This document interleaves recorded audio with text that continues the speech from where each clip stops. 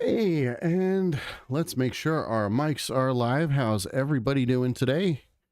It's Jesse. Welcome back to another episode of the Linux Tube, and this is definitely not Alex next to me. So we're going to try to figure out what's going on. I don't know if this is OBS. I don't know if this is a prank.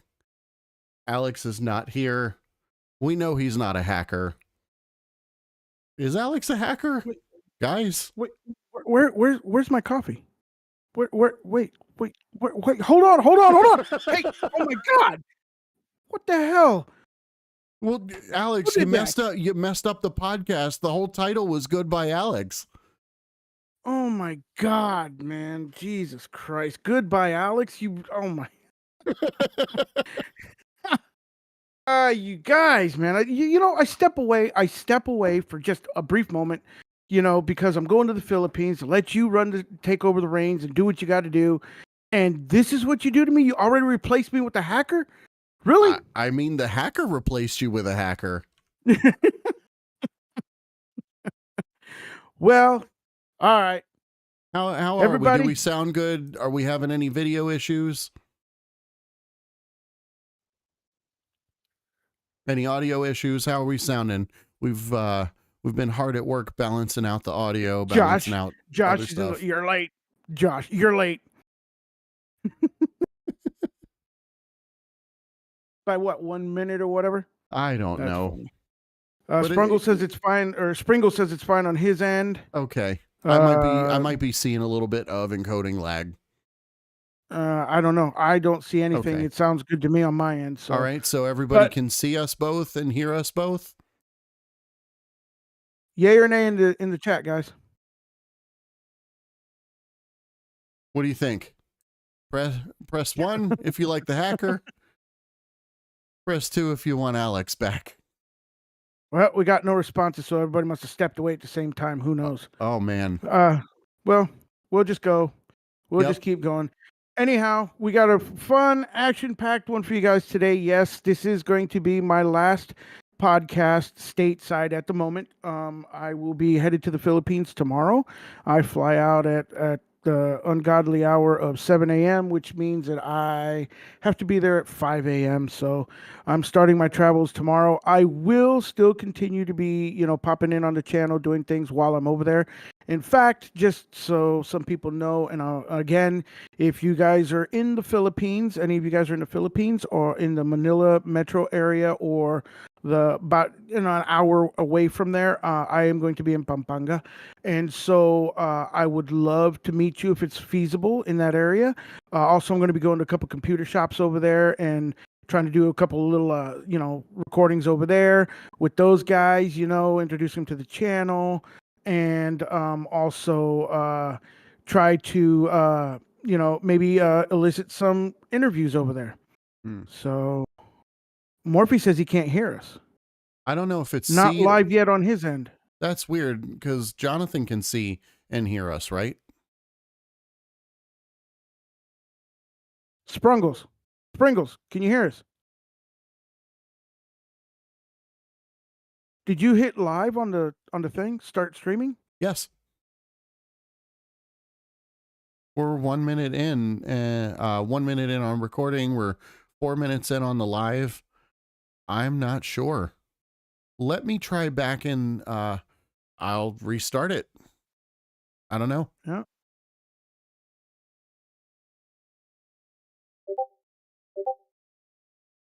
Pringle says it's fine. Audio is fine. No video. Okay. Very strange. Just a moment. I don't want to hit stop streaming. Video works on his end on another device. Okay, so we're having random YouTube side problems. Well, this isn't what? Wow. That's new. I wonder if I have the bit rate too high. So Ben's saying he's got audio but no video. Okay, let's see what we can do about that. I'm going to back that down just a smidge. And maybe that'll go ahead and do it.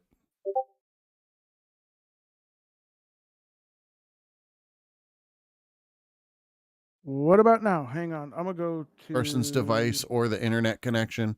Okay. Hang on. I see video right now. Okay. Weird. Hello. We have gremlins. Okay. Thank you, Alex. Yeah. So yeah, if you were playing at home, What about you? Because I seem frozen on your video. you are frozen on my video. It's very strange.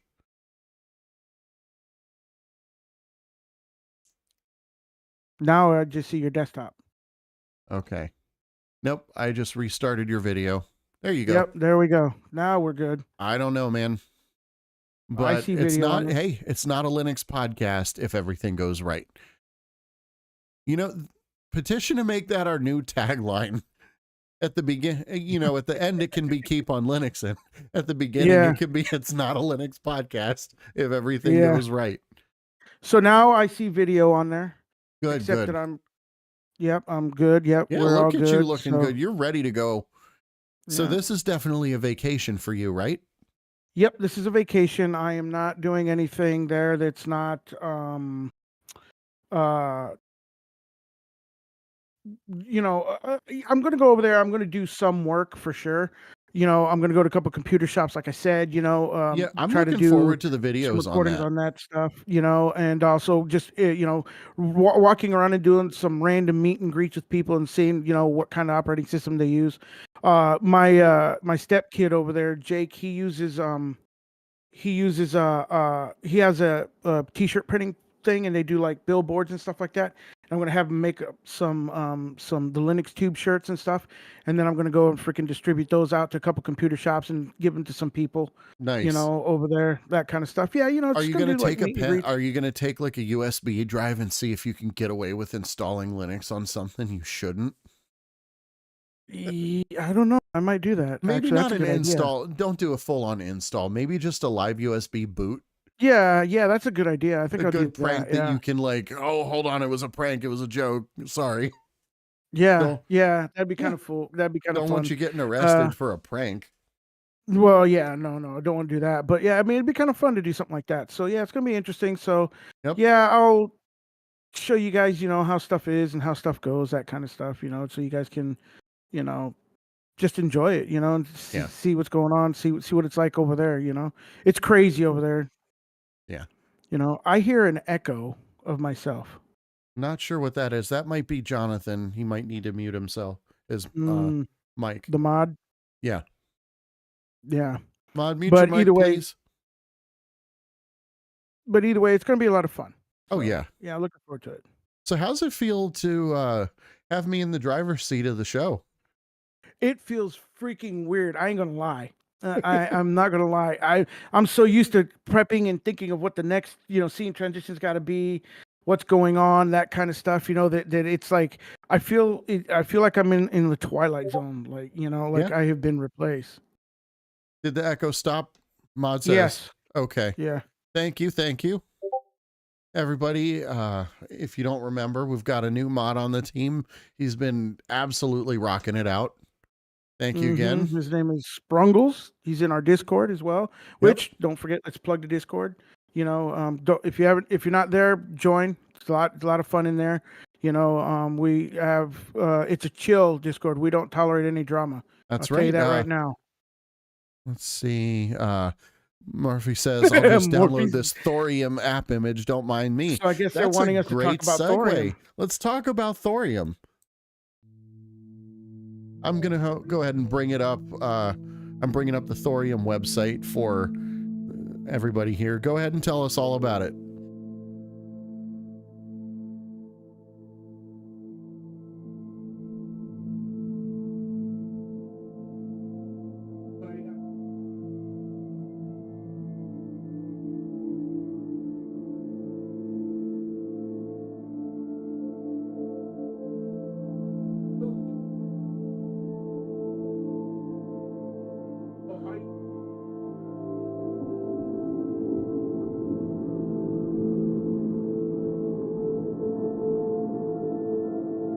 Yeah.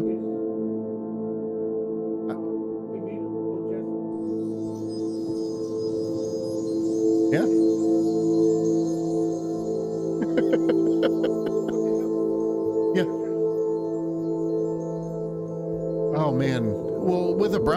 this, you might get to be too powerful, Alex.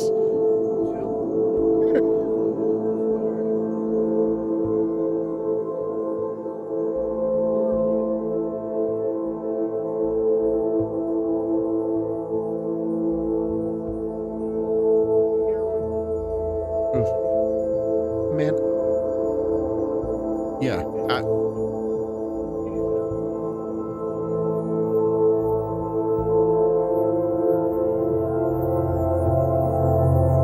Right. Yep. I believe some of my extensions even still loaded when I synced with my Google profile. And I want to call out for a second, actually, here, if you're looking at the Thorium website, it's very stripped down and basic. Nothing there that you don't need, just the information. And it is cross-platform. It seems like whatever you're using, unless it's an iPhone, you can probably run Thorium on it. They call out, it's a Chromium fork for Linux, Windows, Mac OS, Android, and Raspberry Pi.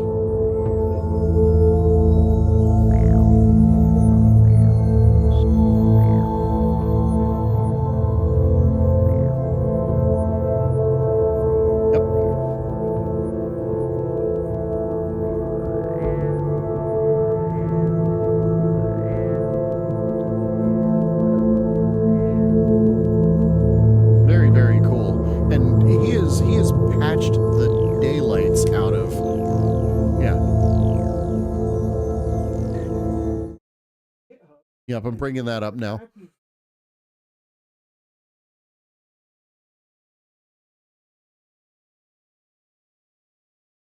Yeah.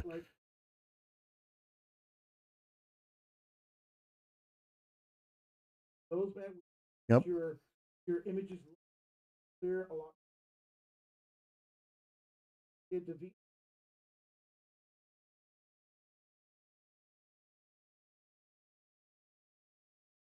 Yeah. Then so that's yeah, it was nothing. I pulled it out through Yay, like I imagine most of us using some form of Arch are doing.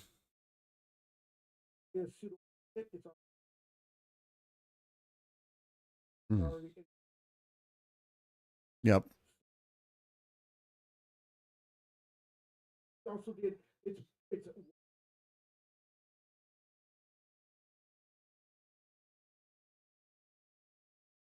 with it.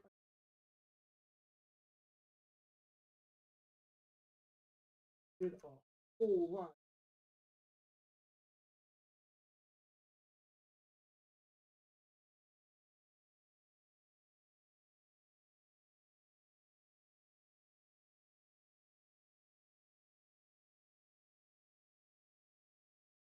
No.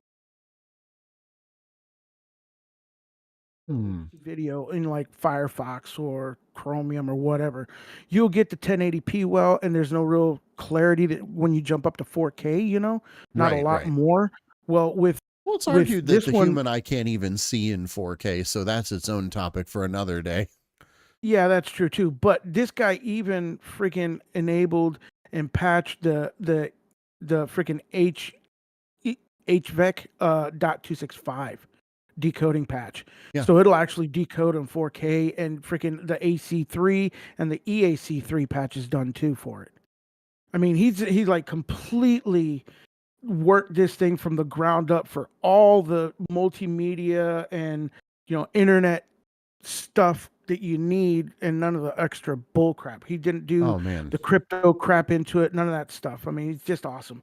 It's like he took Brave and made Brave way better. Okay, I'm seeing more complaints that people still don't have it. What, the video? Nothing. Or Ben says he's got nothing. And then Morphe, I think, has nothing. But Sprungles had it, and you had it as well, correct? Hang on. Yeah, I'm watching it right now. Okay. So people update your Yeah, Yu-Gi-Oh! browsers. Master says he sees me fine. Okay. Mod, can you drop a comment, maybe tell people to update their browsers? Refresh their browser, I guess. Maybe it's whenever you change scene transitions or something. I'm I don't not know. sure, but things look good Weird. on this end, and we've Yeah, I'm got seeing it. some people are Like right seeing now, it. you still have the thorium. Yeah, there's a little bit of a delay. Yeah. Yeah. So, yeah, we're back at us right now, and yeah, but Thorium's fantastic. I have to say, much better than the experience I had with Brave. After Brave, I was a little worried about following a browser recommendation because I tried Brave and I do not like it as much as you used to. Yeah, I understand that, man. But seriously, thorium, and you tried it and you seen it. I mean, the speed for which it loads like the YouTube channel's insane. Oh yeah, absolutely I mean, fantastic. like all your videos just pop up instantly. I mean, Yeah, that to me. I mean, I'm used to it lagging for a little bit and then then popping in, but I mean, instantly and it did. yeah, Wow. last night in our production meeting, we had no problems. Yeah. Yeah, it's a good point that Jonathan brought up. He did on the side chat saying that multiplexing is messing up on YouTube. Oh, so I it don't might know. just be a YouTube issue. Yeah, because I'm seeing you right now. Okay. You're scrolling right now through the.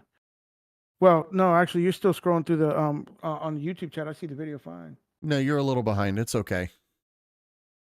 But yeah, Thorium just absolutely fantastic. I think it's going to be a great in-depth look on. You said, when does that drop? Monday? Yeah. Thorium's video drops Monday, right? Mm-hmm. Perfect. Yeah, I think people are going to like it.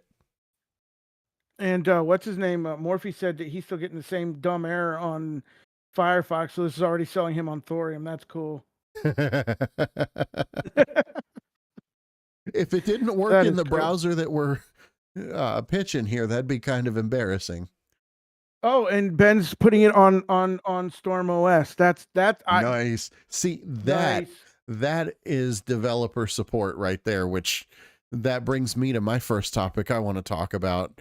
Ben is following in the footsteps here without even knowing it. So if you guys do any sort of audio production, whether it's on Linux, Mac, or anything, you haven't been doing it that long if you don't know who Focusrite is. And that's who I'm going to be talking about here, is Focusrite. So there was an article on It's Foss that we read last week right after the podcast. I found it and I shared it with Sprungles and with Alex here. And I think I all caps you guys, like, you guys got to look at this article. This is amazing. Because we had just gotten done talking about Personas in the previous episode. And I felt kind of like targeted advertising, didn't it? So Focusrite is the big name, I would say, especially with home DIY bedroom producers, if you want to use the term there. You want a good device that's going to work, low latency, fairly inexpensive, pretty reliable. Most people will tell you to get a Focusrite device if you're not running Linux, because Linux has not quite gotten to the place where, are you running right? No. Well, yeah, I mean, I think Unfa does use Focusrite, but I don't know what his driver setup is. Oh yeah. Yeah,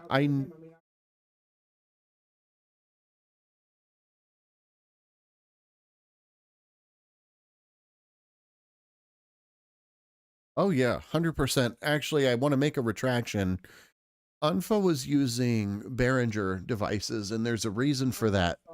Because besides being affordable, Behringer always makes their devices more or less class compliant, which means that the driver is built into the kernel and you don't have to do anything.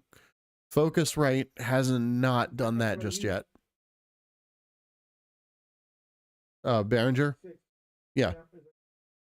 Yeah.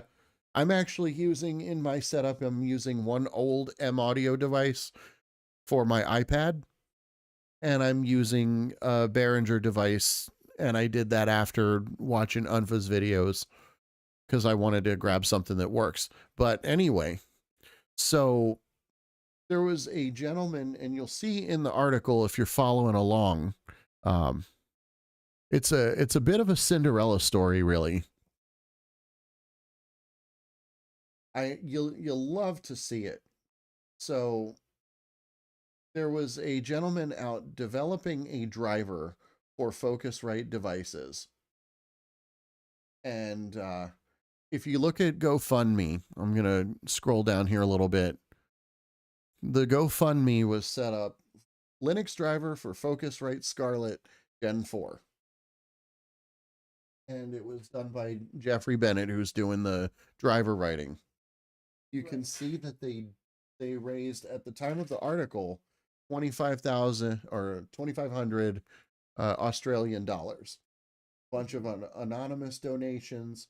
However, support came in from Focusrite themselves when they got wind of the successful GoFundMe campaign. And I think that is just so cool because, you know, the fundraiser was a success, as the article says, but Focusrite stepped in, and I'm going to highlight this here for those of you who can see it.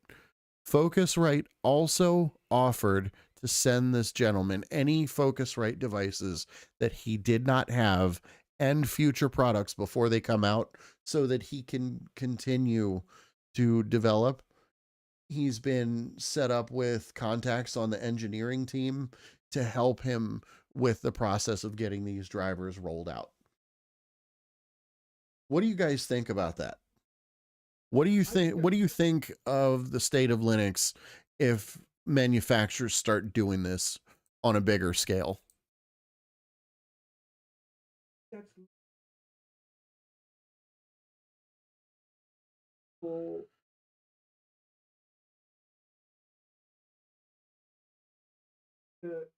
Make Linux better, because Linux is actually growing, and it's a community that's expanding. It is getting into things like this, and it is making things like this more viable for people in regular realms to be affordable. I mean, businesses right now with inflation in the United States, let alone around the world, I'm sure, you know, people are becoming more and more economically depressed. And let's face it, we talked about it when we talked about PreSonus getting into the game with Linux, man. Yeah. You know, the fact of the matter is that you've got all this software and all these things that are going on, and it is so expensive that if people can come in on a budget friendly, and by budget friendly I mean an absolutely free operating system that works, just freaking works, and gives you more flex and more control over your stuff, and you could put quality audio DAW software and hardware to work on it, right? Bro, studios are going to be making money, and in my mind's eye, studios are making money, albums will be making money. You know what I'm saying? Once again, albums making money, artists are making money, right? So therefore that means artists making money. Yeah, artists are making money, and that means also that helps them have another way that they can cut prices in an area that can afford them to cut prices on what's called now funflation. What they're terming is funflation, because funflation is the price of concert tickets has gone through the roof now. Oh yeah, you know what I'm saying? So we can maybe get back to reasonably offered stuff. You know, it's a matter of figuring out a way for people to change themselves, and you know, maybe help the end user in the end. And so this is certainly going to be one of those chain link event things that's going to happen in the audio world, I think, in the audio production world. So I'm excited for it. I think it's great. I think it's you that's got the echo, because I just heard it again, Jesse. I don't know if you got your speakers up so loud. Maybe I did. I went ahead and I chilled that out. But either way, I mean, it's going to be great. It's going to be a great thing. And Focusrite is, you know, a big player as well, just like PreSonus, you know. And so it's great. Oh, welcome to the chat, Adam. Duking it out in the Linux world. I love it. Yeah, Danny's here, man. Yeah, hey, Danny made it. That's awesome. Danny. Sick as a dog, but he had to pop in. Hey, proof that the stream is working for some people. Yeah, absolutely. So yeah, no, I mean, I think definitely that two big players. It's going to be like Katie and Gnome going at it. You know what I'm Oof. saying? I mean, Which one's going to be the stable one and which one's going to be the one with more awesome features that breaks all the time? well, yeah, maybe. I think that maybe And it's funny that you mentioned that, bringing personas back into it, because it mhm. feels like all nerdy debates. You've got red versus blue. Blue.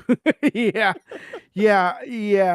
Yeah, it's funny. It is funny. I mean, either way, like I said, they're both gonna be doing just fine. I think they're both gonna be stable. They're all. I mean, but neither one is known for a crappy product. You know what I'm saying? No, not at all. And so I think their level and standard of excellence is going to continue through the Linux thing. In fact, I think it's going to be the catalyst that actually Yeah. gets our sound and audio servers to where they need to be. Do you think this is, this wave of products? Are we looking at something like what Valve did for gaming by way Yeah. of the Steam Deck? We might see a whole wave of audio video gear coming in. So what I'm going to simply say is fucking A right. You goddamn right. That's exactly what's happening. That's exactly what's happening. It's what Valve did with gaming. Yeah. It's just going to get better and better. We're going to start seeing a lot of other big players come in. And, and to that end, too, that also popped into my head. Another reason why I think that these, and I mentioned it to you on the back channels, but another reason that, and I feel it in my gut still, that I think that a lot of this is happening is because of Windows' announcement of going to subscription model.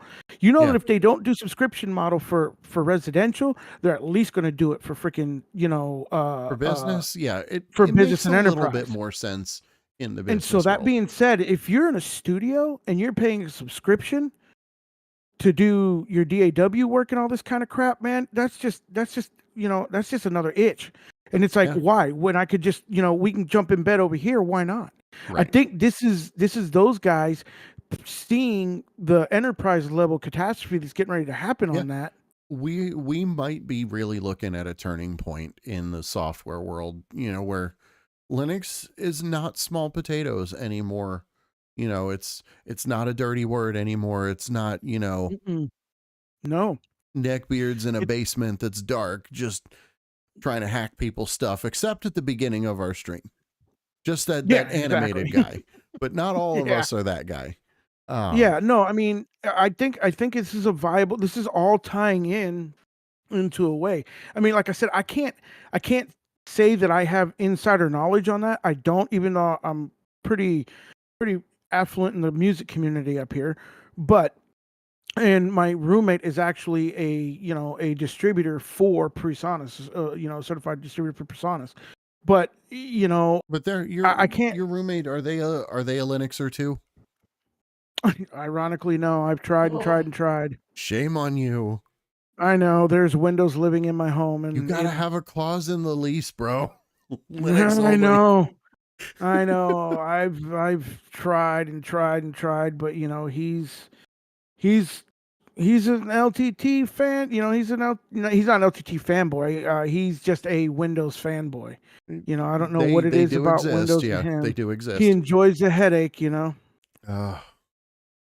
blue screen. I think what it is he's geeky enough to know enough about computers, but he's not geeky enough to fix Linux. Right. Is what it is. That's fair. And he likes some to break people shit. just want to use their computer. Yeah, I mean, and you can do that with Linux if you throw a blow and go distro on there, like Linux Mint or whatever. You know what I'm saying? Oh, absolutely, 100%. But for him, he's techie enough that he breaks stuff and then wants to fix it and do all that kind of stuff. But he's not super savvy enough that he does it of his own volition. Whereas he's got to go hunt it up with a series of Google searches and stuff like that. So to that end, I think he's that's why he doesn't want to try Linux, to best of my knowledge. But I Gotcha. bet if I were to load something on him and bet him $100 to use it for like a week, he probably would do it and be like, okay, I kind of like it. Alex over here extending the Linux community by spite and bets. Why not? Do what it takes, bro. I'm Hey. willing to save any soul from Windows, man. Hey, I appreciate that. Oh boy. So yeah, so I think that's the thing that's going on with that. And apparently in the chat they're talking about Valve and on the Mac OS. That's funny. Okay.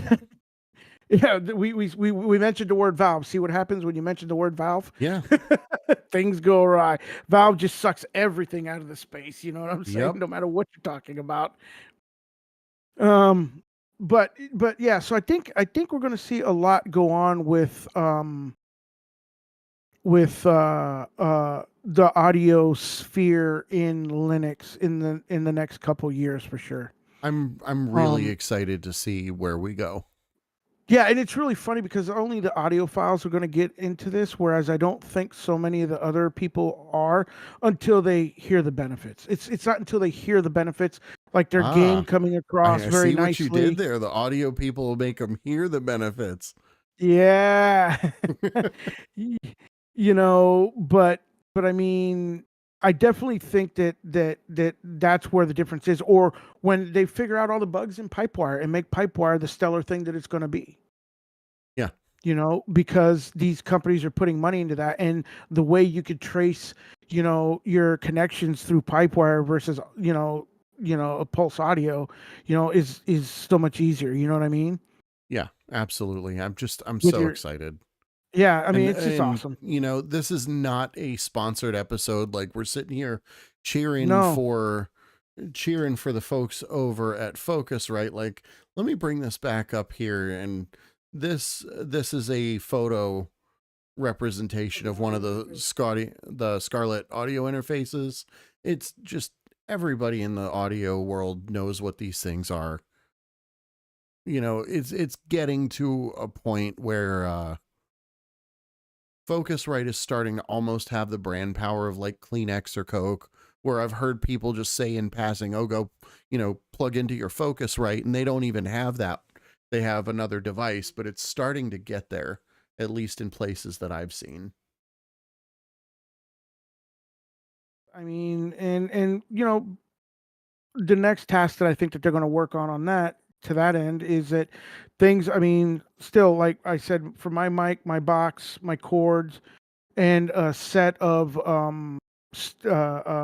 monitors, audio studio monitors, I think I paid like $399, $400 for all that set, and that was a condenser mic, right, as well. But I imagine that, I mean, I think the box you can get for the Personas right around $80, $100, something like that. I think, you know what I'm saying? But I think the affordability, I think affordability will be coming down the road too next. So, and I think the last thing I want to leave on before I switch topics to a little bit more serious in nature, I want to ask one final parting question, both to you to discuss and our chatters and viewers here. How do you think, Jeffrey or Joffrey, if you're listening later, I hope I didn't butcher your name too bad.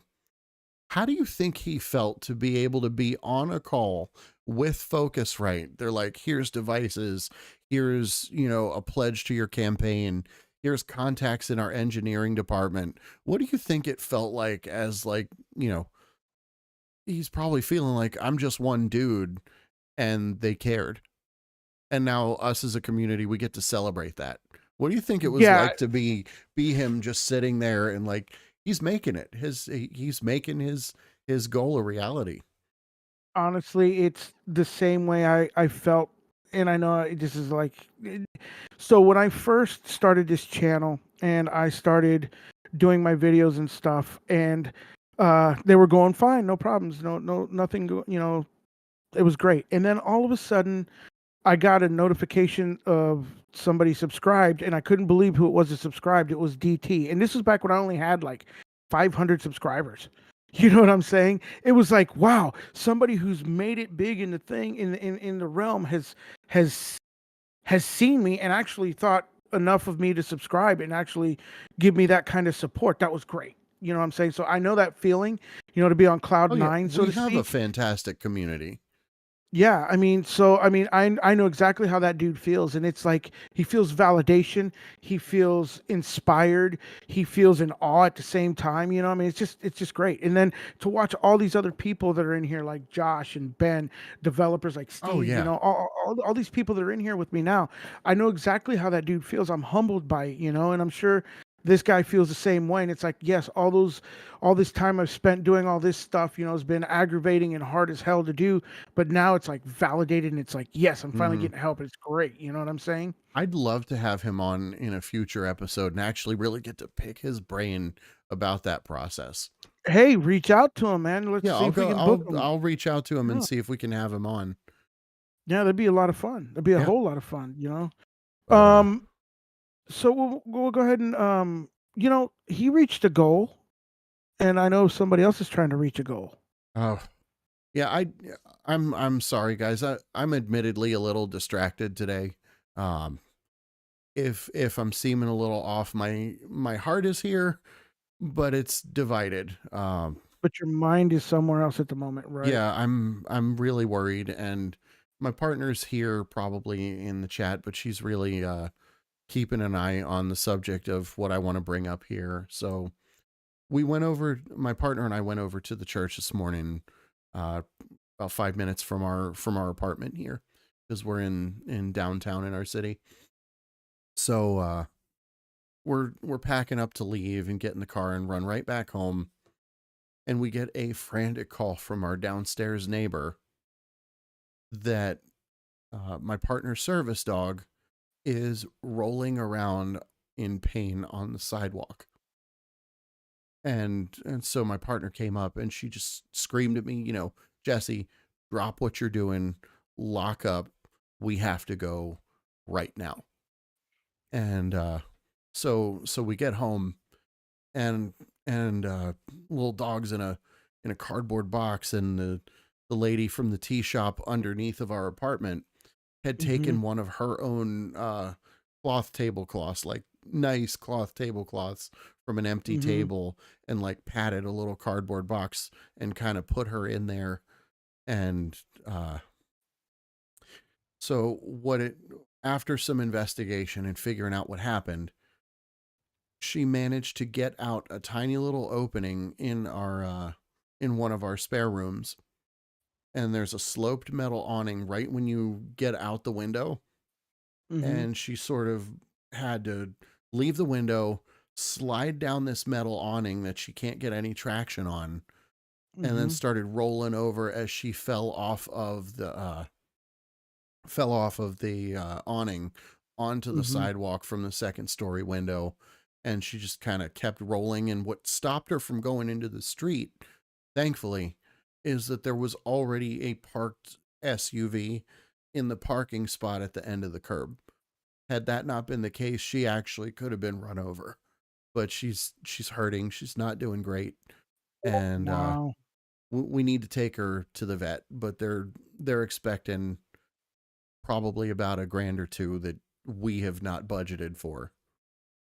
So we haven't taken her yet because we honestly don't know, what's going to happen when we get there, Mm-hmm. and we're scared because we've both heard of stories where people take, their pet that they can't afford to do a procedure for, and sometimes you hear of the hospital like, well, then you have to sign your animal over, and we'll keep it, and that's not something we want to happen. She's a trained service dog for my partner's PTSD.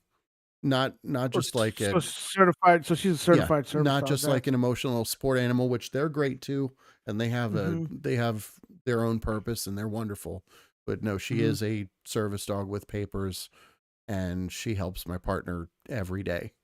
Um, Yeah. so a few hours ago, um, my partner's best friend went and set up a GoFundMe for the dog. Her name's Mm-hmm. Lita. I'm gonna bring a photo over. We're not replacing you, Alex, but she is a little bit cuter than you. Just gonna That's all say. right. Look at that. Look at her. She's wonderful, and she's a part of the family in more ways than one. If you Right. guys happen to have a couple of bucks, I'm gonna bring the page up here. You can see it was just created a couple of hours ago, and if we happen to hit our goal, I'm gonna have to cut the podcast short and just go, because we want to get her treated and patched up as soon as possible. But our mods will put some links in the chat if that's okay, and we'll have them in the show notes for anybody who might be watching it later on this evening. But hopefully by the time you're watching it, if you're not doing it live, we've already taken her and gotten her patched up and on the way back to health. So, but we don't want to completely kill the vibe of the podcast here. Just mod, if you already haven't, can you drop the links for Cash App and Venmo? If people don't like GoFundMe, you can also help out that way.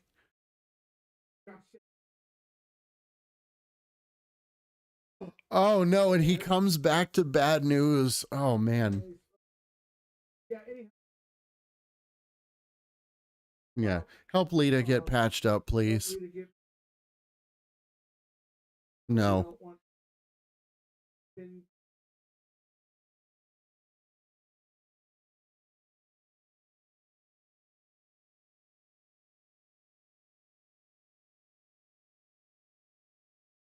Oh.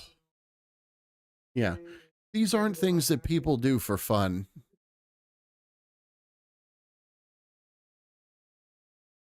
Trying to seriously get this poor little animal some help. Yeah, when we first got the call, we weren't sure, had she been hit by a car or not. We didn't know until afterwards that she had just kind of rolled in and bounced away from the tire, which is certainly preferable, because a 5-pound dog is not going to win a battle against a car. No, not at all. So But, a 120-pound dog won't win a battle against a car. I had a mastiff that did that. That's true. But yeah, So if our neighbor hadn't been there, thank God for small miracles. yeah, I mean, she was outside serving tea to her customers, and she didn't even hear her come out of the window. She just heard the yelp, turned around, and Lita's rolling across the sidewalk. Yeah. So fortunately, with us living 5 minutes away, it was easy to get home. But, yeah, I mean, I'm just glad that everything came out okay. I'm glad that the dog seems to be eating and drinking well. Right now, she's eating. She's laying around. She's in too much pain to walk much, but she is standing. What we're guessing, not being a veterinarian, that it's internal probably. I'm guessing it's either her belly or her back, or hopefully we'll be able to go tonight or tomorrow and get her all taken care of. But I'm going to bring that page up one more time. The name of the campaign is Lita Emergency Vet Visit. And anything you guys can do is great. If you can't, if you can or don't want to contribute and you just want to share it somewhere, that's great. Everything helps. Visibility, anything.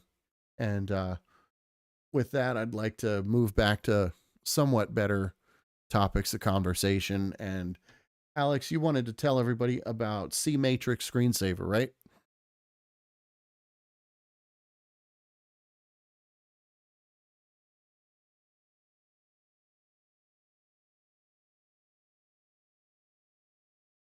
Basically, Matrix install. It's Oh yeah, I've got the website, the It's Foss article up. Mm.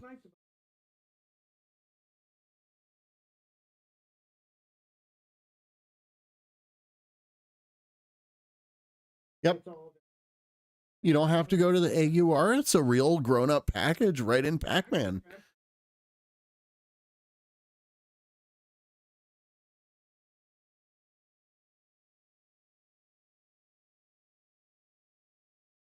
Nice.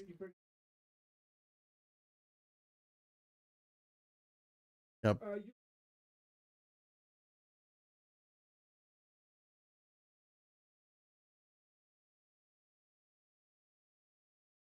Yeah, I'm showing some of the features here from that were called out in the article.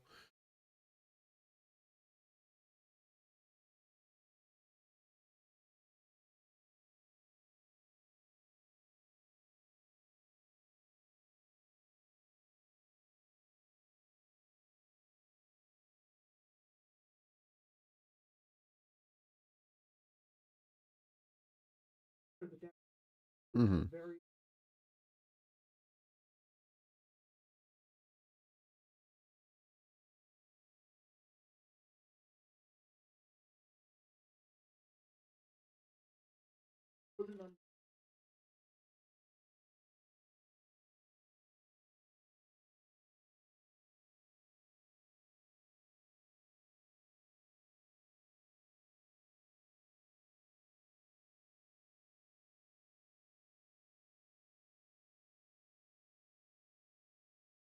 Yep.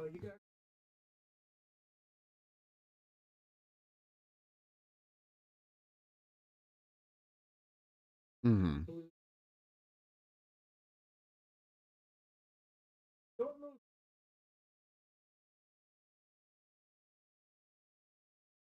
Yeah, it looks like oh boy. It looks like you can pass it the lolcat parameter.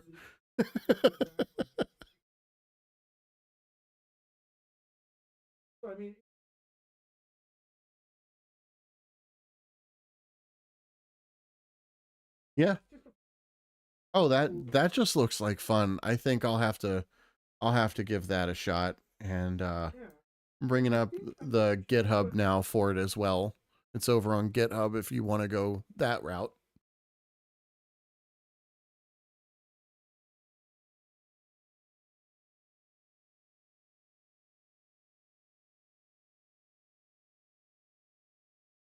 Oh yeah.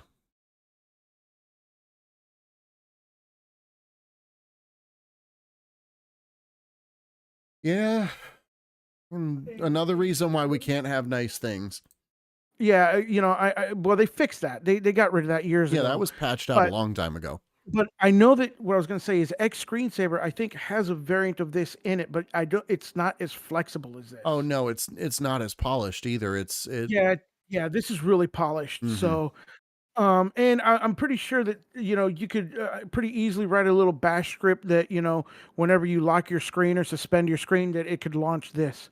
Yeah, I could Very see. Yeah, easily to I'm run in the sure background, and somebody you could could script that right in. yeah pass whatever. Well, AI, you can go to AI and probably script that right now. And so you can get that done in where people are doing that for a nice little lock screen or whatever. That'd be kind of cool. I mean, Uh, it's a lot of fun. Can I ask You know, you a question about it? sure. Can I use it to convince my boss that I am busy at work? I would say yeah. And he says, "What are you doing?" So, well, I'm actually decoding some script right now. Yeah. Look, I have to sit back. I can't interfere with Yeah. it. I mean, look, I mean, especially if you randomize, especially if you're, yeah, probably if it depends, it depends on your boss. But I mean, if you randomize the capital letters instead of everyone being capital, just randomize them, then he'd be like, oh, there's got to be something there. And he may even start sitting down, or they may start sitting down watching for it too and try to Oh figure yeah, something out. it could backfire. Yeah. Show me how you do that. That looks so interesting. Oh no, I can't. It'll take too much time. Yeah. Yeah. So, I Oh mean, wow. that is kind of cool. I mean, yeah, like I said, it's a fun little tool. I mean, it's a Yep. fun little tool. Nothing complex or hard. It's easy to install. It's already in most package managers there. So, and it's well polished. Like I said, well polished. Cool. Cool.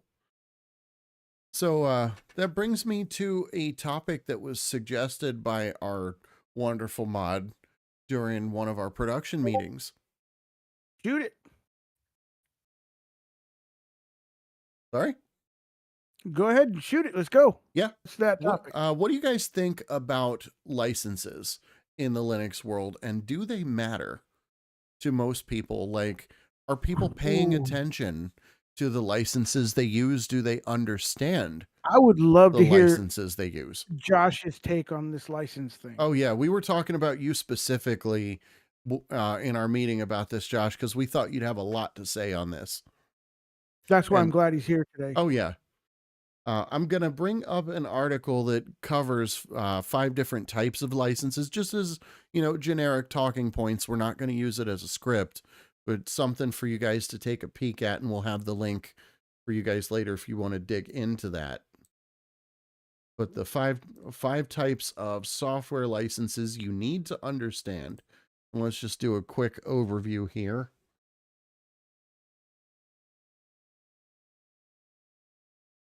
Oh yeah.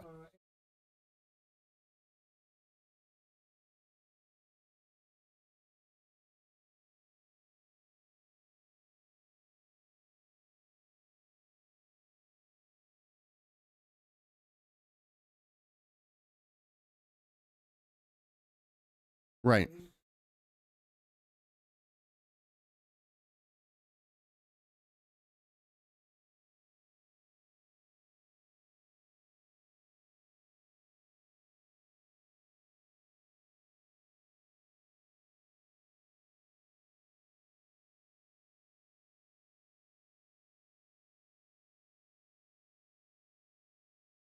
Hmm.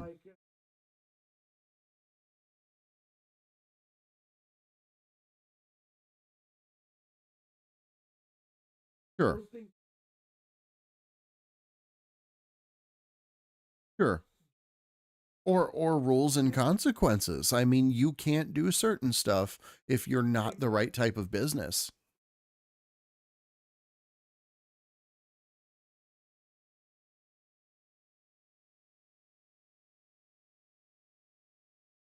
Oh, I don't have you on the screen. I have the article here just outlining those 5 types of software, and I'm bringing us back up. I wonder if Okay. Josh is watching us on a delay. He must be watching us on a delay. Well, because I see the picture. Well, I don't know. I'm very delayed. I don't know. But Okay. anyhow, so you have all these different regulatory things that are put in place for the type of license that you need to use, right? Right. He's only half paying attention, he says. So thanks, Josh. Tell So us how you really feel, bud. So at any instance, it's the same thing with the software licensor. You've got permissive license, you've got weak copy left, Mhm. you've got copy left, you got commercial slash proprietary, you've got dual, and you've got public domain, and you actually have unlicensed, which unlicensed is just that, unlicensed, right? Now, most people want to operate under the weak copyleft, which is also known as the GNU Lesser General Public License, Mhm. or the GPL, what most people know as the GPL. Most people in the FOSS world like to operate under that one, where it's free, open source to distribute, use as you want, yada, yada, yada. You'll But occasionally there run has been, across people that talk about CC, the Creative Commons, as well. yeah, yeah, I'm typing to Josh something real quick. Sure, Yeah. sure.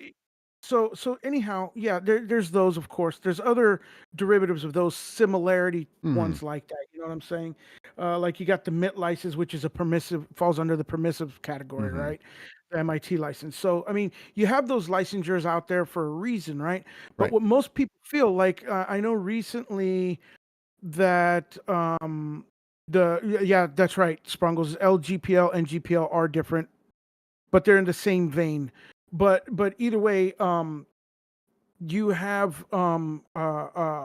people that are trying to do and create scripts or apps or little things for Linux, and they're for some reason putting it under some GPL type licensing, and then they're actually wanting to apply what's known as copyleft. And copyleft licensing means that you can't just arbitrarily use that as the actual full on thing without giving accreditation, attribution, Mhm. that kind of stuff. You know what I'm saying? And that's the one that people are trying to get onto for licensing a lot of their stuff, and it's caused issues in the community in the past. Now, if you're feeling that you're creating something that is 100% you're going to want to make money off of, you know what I'm saying? That's right, Josh. LGPL is for docs and GPL is for software. If you're wanting to make money on an actual piece of software that you wrote, then go ahead, by all means, put it behind an actual proprietary license. You know what I'm saying? If that's what your future end game is, don't put any shame in your game. Just do it.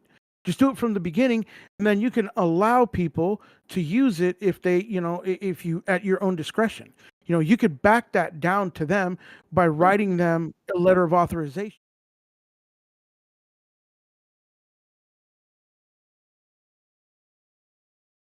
Oh yeah.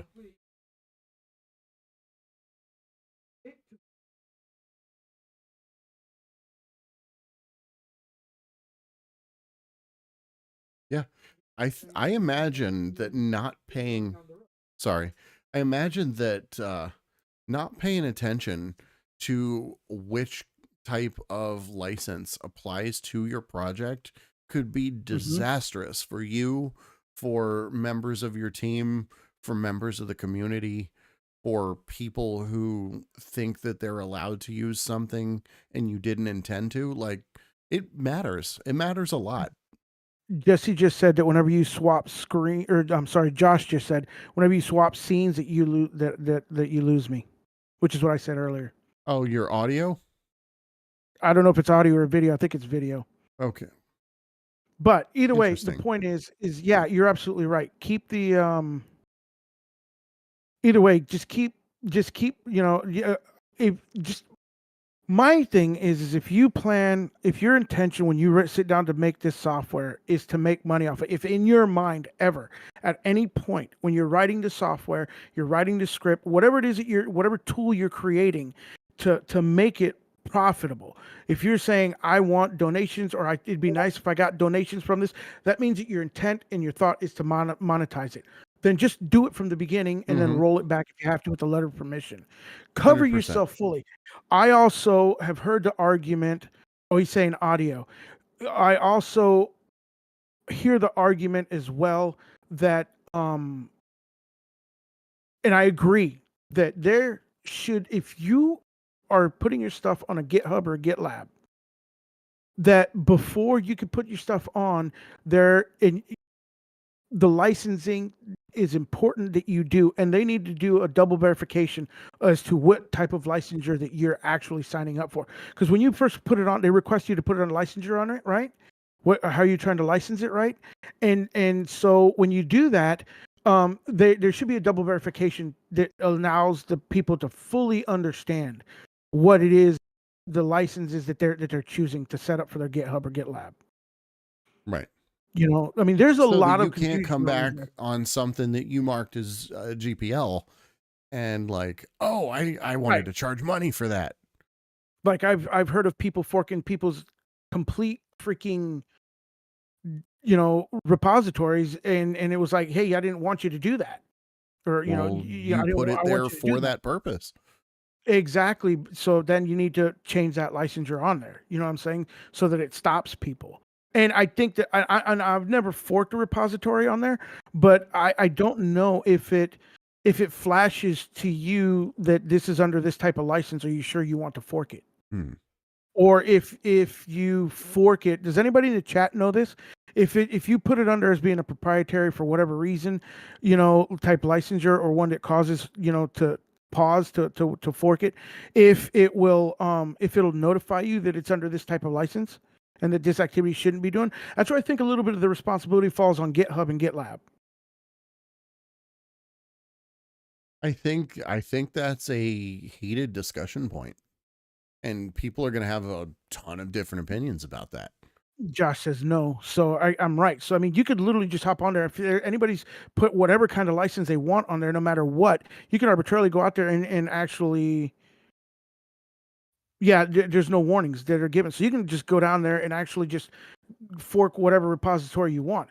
I think that should be in place by GitHub, because if Like, you go did through the you process, actually mean to set it like this? this is what I'm saying. If you go through the process of in the beginning of setting up the right licensure for what you want, and yet they still allow somebody to just randomly get on there and fork it at will, that's on them. They should have that security layer put in place. I could see that. It makes a That's lot like of me sense. manufacturing. That's like me manufacturing a computer, putting it in a store, and then they don't put any goddamn security in place for people stealing it. Or, I mean, we could go back to the example you had with your lights in hardware, not software. Well, didn't you design some Yeah. lights that got ripped off? Yes, I did. I designed some what you call LED lights, that were using Arduino and stuff like that, to actually change scenes, on for bands on stage, that, from flaming lights to orbing lights, even light boxes and stuff like that did Yeah. different things. I did all that, and then it just got reverse engineered. Hmm. And I understand, Josh says in the chat that the issue is that not all countries treat licenses or the lack of the same. Well, And that's this is true. true. This is very true. But the website sure the fuck can. You know what I'm saying? The website sure can. Well, They can ensure that the happens. website, I imagine, is still going to be limited by I don't know if the law of the website's country applies or the I'm website not. of the viewer applies. I'm just saying. I'm just saying ethically. I'm just saying Right, they ethically. can at least make an I mean, attempt. if you were running, I'm sorry, if I'm running, and this is maybe just my business mind and my decency and my respect for other people's hard work.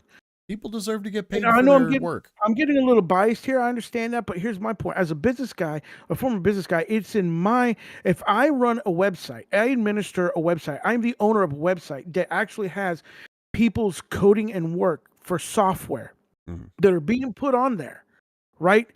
Knowingly, I'm allowing people to put their hard work on there. I'm going to put a security measure like that in place. So that it at least double checks their intention of what it is to be done with their thing. It's just complete cohesiveness Right. of what the website's supposed to be. I mean, it's just ethic. Yeah. Oh. Well, Josh says honestly, if you don't want people to fork or redistribute your code, then don't post it. Yes and no. Yes and no. But I Yes, mean, but here's the thing: a lot of people use that for storage and also testing. It makes it yeah, but easier for people to have permission to be able to go there and test the stuff if when you you're have just a using it development. as a free, if you're just using it as free storage, that doesn't feel right to the people you're taking the storage from. Like, it's storage with expectations that you're sharing. Yeah, well then, yeah, It's like I going guess to you a got a point. potluck You do have a empty-handed, point Alex. there. You don't do it. Yeah, you just don't do it. Yeah, you do have a point there. But I mean, what about like is it GitHub? Yeah, I think it's GitHub that's owned by Microsoft, right? Hmm. And they're in there's also a private option on GitHub, right? And Right. that's Use because it. Microsoft owns it. And that's where all their shit is, right? Exactly. I mean, there is that, but they scrape your stuff.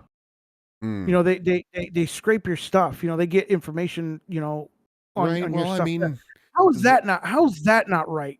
then you get the whole you don't like the rules, go somewhere else viewpoint. People don't That's what I'm have to saying. put their stuff there. Yeah, you got a point there too. But but the thing is you should be able to approach a site that hosts that kind of stuff and then be 100% accurate. Ethical. 100% ethical. I mean, that's just a sad state of where we're at today. In business, and ethics have seemed to have gone out the door. Yeah. Uh, I don't think we're going to arrive at a singular answer for a problem like that. But it's definitely like, keep the discussion going, bring it over to the Discord. We'd love to just keep going on about it. Yeah, I mean, businesses have never been ethical. There used to be a time, Josh. I remember. I'm old enough to remember. There was a time when businesses did have ethics. Even reporting, believe it or not, used to have ethics. Ethics is something that I'm not trying to get on a soapbox here, man, but ethics being applied would stop a lot of the nonsense and the fighting that we've got going on. Well, I think that especially in arena like free and open source software, ethics are varied, and it depends on what you're looking at. It depends on the lens you view it through. It depends on the purpose. Ethics they're not clean cut, unfortunately. And, I definitely remember the days of doing deals by handshake. I'm about the same. I'm not much younger than you, a little bit, but you used to just do deals with handshakes, and the contracts And were it there. stood. And it And the stood. contracts were there to keep it on paper, but Yeah. the way you carried yourself in person had more to do with who would do business with you than what it said on the contract. Yeah, absolutely. And that's what, and that, like, not trying to get into the whole business thing, but Linux is used in the business sphere. And for me, business is done based off personability, whether you like to admit it or not. Nine Yeah. times out of 10, when you setting up a business meeting, the meeting automatically will be a success based on the connection, the vibe that you guys feel from each other. If you sit down to negotiate anything and you don't got a good vibe, that's going to be a shit negotiation. Whereas People don't want to do got a good business with vibe people going they in, don't like. You're right. exactly, you're gonna reach success in that negotiation one way or another. Yeah. At least the drive will be there to reach a positive outcome. You know what I mean? Yep. And in the same way, I think that these GitLab and GitHub, need to approach that when they're dealing with these people's work. For as far as licenses are concerned. Yeah. And people actually, there's a lot of onus on people as well too. I'll say that flat out too. If you're creating some software and that's your project and that's your baby, just like when you do a business, to do sorry, you're sitting your baby, it's your project, you're trying to make it something viable for you, it's your love project, you know what I'm saying? Mm-hmm. Then you're going to want to protect it, right? Just like you do your baby or your children, you go buy the car seats, you go buy the restraints, the protection devices, everything that you need to make it survive, right? Well, Right. do the damn same thing with your software. Yeah. Make sure that you at least understand the damn licenses you're licensing. So Jesus Christ. oh yeah, man. Now we are slightly over, so we got to wrap up here. Well, that's And fine. But I the mean, point make sure you understand the licensures. Go ask questions. absolutely. Go read up. The link for this is in the description. The one time you're going to hear us talking about RTFM is right here. Know your licenses, guys. If you're going to Yeah. license something, know what you're putting on there. Josh is talking about negotiations with Honda. Yeah, it's a big business, and actually, it's really funny that this is going on because I'm a shop steward for the union in my shop, and I'm actually getting ready to sit down and go talk negotiations for union benefits and that kind of stuff. Good So luck. it's going to be a pretty big deal. It's going to be They're a huge lucky deal. to have you, Alex. I'd want you on my union. That's what all my guys in the shop are saying. We didn't realize that you are as knowledgeable as you are. In business. I'm like, well, I used to be a business owner, so I Yeah. kind of know those pitfalls. Yeah. But either way, I mean, it's okay in everything that we do. You know what I mean? Just know what you're doing. Just pay attention to your licensures. Make sure that you're doing what you do for your project. Make sure it's protected first and foremost. By securing the right licenses, secure the right people that are helping you develop it. All that good stuff. I mean, it's your baby. Make it your baby. Treat it Right. like your baby. Yeah. Other than that, man, I got nothing more on that. Nice spicy episode here. Had the full range of human emotions in today's podcast.